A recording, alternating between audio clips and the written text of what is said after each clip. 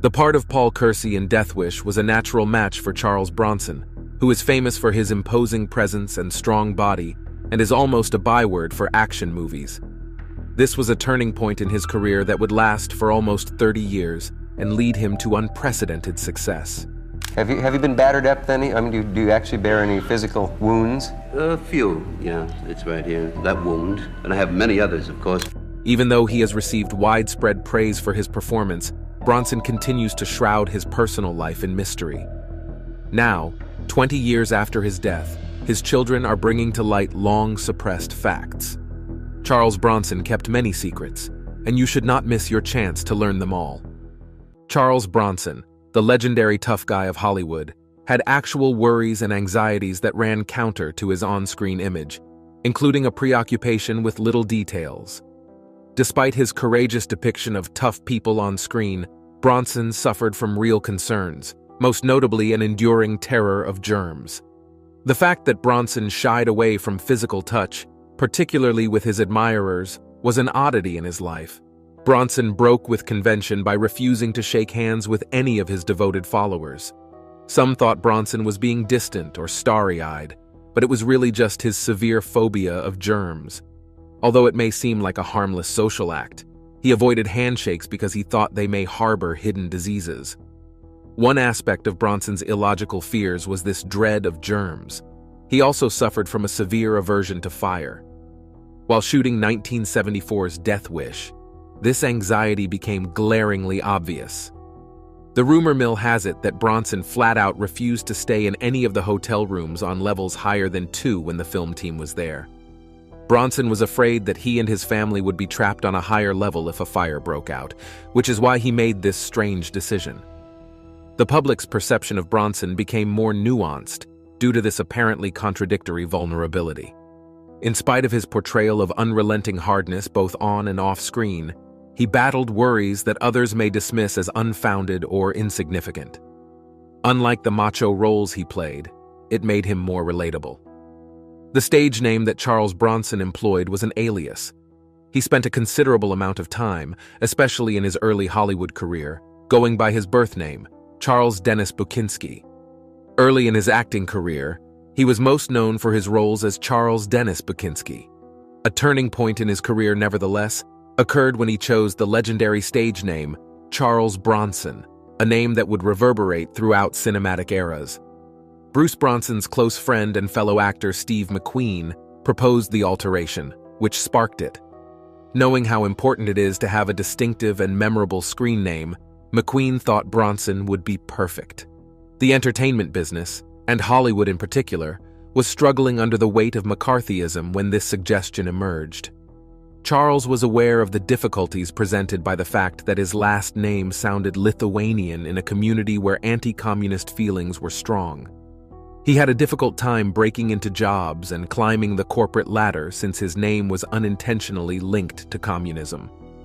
Charles considered changing his last name for a variety of reasons, including career advancement and navigating the political atmosphere of his day. The moment of truth occurred on a whim while hanging out with Steve McQueen.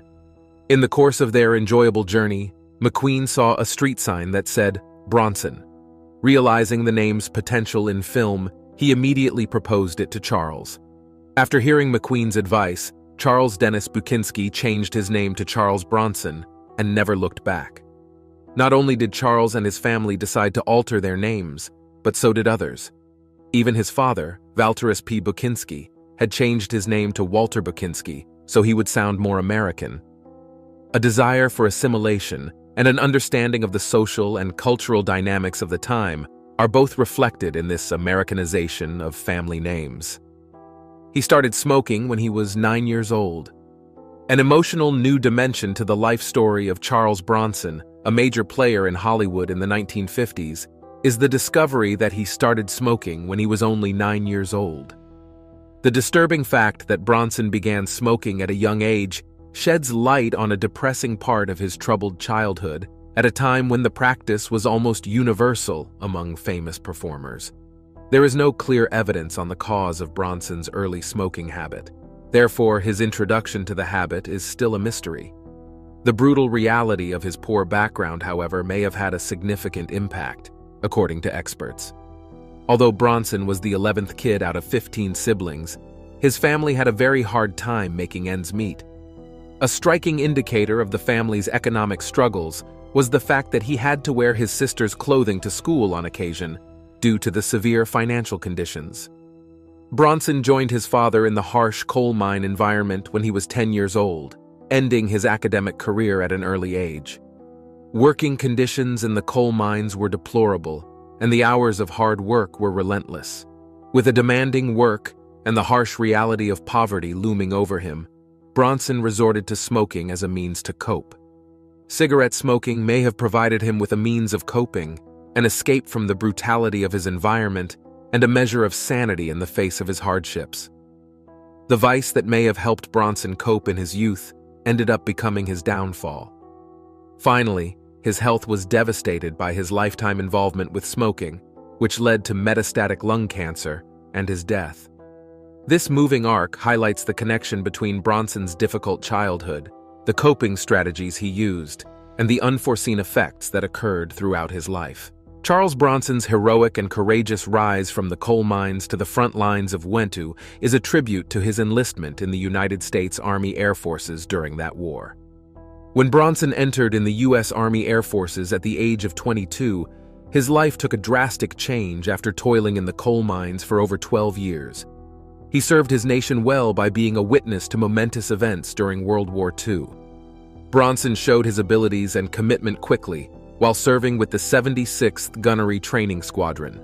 He was promoted to the important position of aerial gunner aboard one of the most famous aircraft of the war, the Boeing B-29 Superfortress, in 1945. Bronson was a member of the 60th Bombardment Squadron, which put him in the thick of the action in the Pacific Theater, where he engaged the Japanese in dangerous and fierce aerial combat. During his time in the military, he took part in an incredible 25 missions, all of which were full with risk and uncertainty. Bronson was cognizant of the cost of war. The fact that he sustained so many wounds while doing his job is evidence of how brutal battle can be. The Purple Heart, a symbol of bravery and sacrifice, was justly bestowed to Bronson for his valor and selflessness, resilience, perseverance, and honesty when challenged. The mental and physical toll that Bronson bore throughout his time in the military was reflected by the Purple Heart, which is given to those who were injured or died in battle. It was a concrete way to show how much his efforts and sacrifices meant to the war effort and to his nation. During his difficult times, he lived with Jack Klugman. Beyond their renowned performances in Death Wish and The Odd Couple, Charles Bronson and Jack Klugman have a bond that goes beyond either film. Both performers had a special connection as struggling artists in post-WW1 New York City long before their respective careers took off. Charles Bronson traveled to the vibrant metropolis of New York after Webby II ended in pursuit of acting chances. During their early years of their careers, Bronson and Jack Klugman happened to share an apartment while they pursued their aspirations. Not only did they have each other financially, but they also formed a bond as they battled for success in the cutthroat entertainment industry. After Charles Bronson and Harriet Tendler, his first wife, agreed to tie the knot, their living condition altered. After getting married, Bronson decided to move out of the flat he had lived with Klugman since he was taking on new obligations and opening new chapters in his life. The friendship that the two performers formed as housemates will remain with them long after their departure. In a far later interview, Jack Klugman recalled Charles Bronson with fondness, saying that Bronson was an excellent roommate and, to his surprise, a very competent ironer. This tale provides insight into the commonalities of friendship that characterized their early trials. Their common background is given a touch of comedy and empathy by showing Bronson, who is renowned for his tough guy character on cinema, demonstrating his ironing talents. He became a major player in European cinema and rose to fame. Charles Bronson's rise to fame throughout the world is reflective of a story about a successful career that began in Europe and a delayed acknowledgement in America. He was a little celebrity in the United States, but he became a huge success in Europe after landing supporting parts there. Addio L'ami, Farewell Friend, released in 1968, was Bronson's first picture set in Europe. Even though he was becoming more famous in America, he was still mostly cast in supporting parts back then. When the producer explained a key difference between the European film business and the American one, namely that the former placed more emphasis on character depth and less on physical appearance, Bronson's initial reluctance to accept the European project transformed into acceptance. A turning point in his career came when Bronson acted on this realization and took advantage of the chance. With the huge success of Addio L'ami, Bronson was able to work with Sergio Leone, the great director of Once Upon a Time in the West, on the memorable picture. After seeing Bronson perform, Leone was so thrilled that he named him one of the best actors he had ever collaborated with. After its 1968 debut, Bronson was even more established as a genuine superstar on the global cinema scene. With the critically acclaimed and Golden Globe-winning 1970 picture Rider on the Rain, Bronson maintained his European triumph. The actor's ability to connect with people all across the world, regardless of their cultural background, is seen in his sustained acclaim. Emotional scars from his early years persist to this day. More than merely a stage performance, Charles Bronson's monosyllabic voice, stoicism, and rough exterior were born out of the struggles he had in his youth. The extreme poverty Bronson experienced as a youngster left an everlasting mark on his personality, which was characterized as reticent and reclusive. The very private Bronson was detailed in a 1973 newspaper feature. It was difficult for the actor, who usually plays a rough guy, to watch his own films or participate in interviews. A lifelong introvert, his dislike of promoting himself was an outward sign of his intrinsic introversion. In a 1974 profile, film critic Roger Ebert explored Charles Bronson's mysterious nature in more detail. The way Bronson carried himself in real life was quite similar to the roles he played in films, as pointed out by Ebert. While speaking with Ebert, Bronson said that he preferred entertaining himself over having lengthy conversations with other people. This preference for contemplation over outspoken speech came to characterize him. Even though Bronson had indisputable talent and made significant contributions to the film industry, critics and observers believed that the United States had failed to recognize his full potential, which may have contributed to his reserved and reticent personality. Some speculated that Bronson's alienation from the public eye stemmed from his feelings of being underappreciated or ignored. The difficulties that Bronson endured as a youngster, from a difficult upbringing to the late discovery of his abilities, formed the bedrock of his guarded and reclusive personality. The man behind the personas remained mysterious, a complicated mix of contemplation and restrained emotion, even if his on-screen performances were strong and often represented uncompromising hardness. The director's first choice for Death Wish wasn't Bronson. Charles Bronson's career peaked when he played the part that would define his Hollywood legacy, an iconic character, at the age of 52. Death Wish director Michael Winner gave Bronson the starring part, and it was the turning point. Bronson became a cultural sensation thanks to this picture, which thrust him into the spotlight. Death Wish starred Bronson as Paul Kersey, an architect from New York whose life takes a sad turn after the savage assault that kills his wife. In his pursuit of vengeance and justice, Kersey becomes a vigilante. Global audiences were deeply moved by the film, which was based on the eponymous book by Brian Garfield. Fascinatingly, Charles Bronson wasn't the director's first pick for the part, despite the film's subsequent popularity.